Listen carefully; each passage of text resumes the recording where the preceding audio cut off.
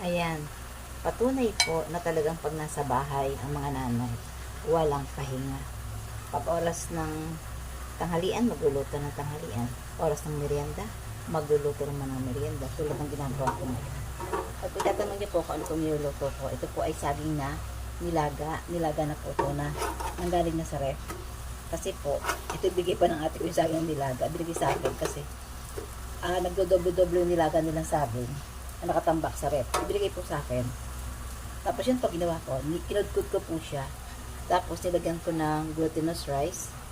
Tapos ang ipinangmasa ko po dun sa glutinous rice saka dun sa saging is fresh milk. Yan po, siyempre may asukal, konting asin. So yan po ang kanyang kinalabasan. Kung kayo po may mga tira-tira kayo mga pagkain sa ref, gawin po natin ang paraan. Huwag tayong magsira.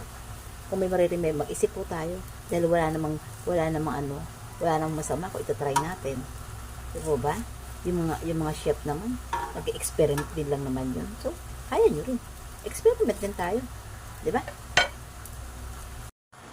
Ayan na po ang ating finished product ng ating banana pancake. So, banana pancake. Maruya lang po yan sa Tagalog. Pinaganda lang. So, ayan na po. With, syempre, make partner yan.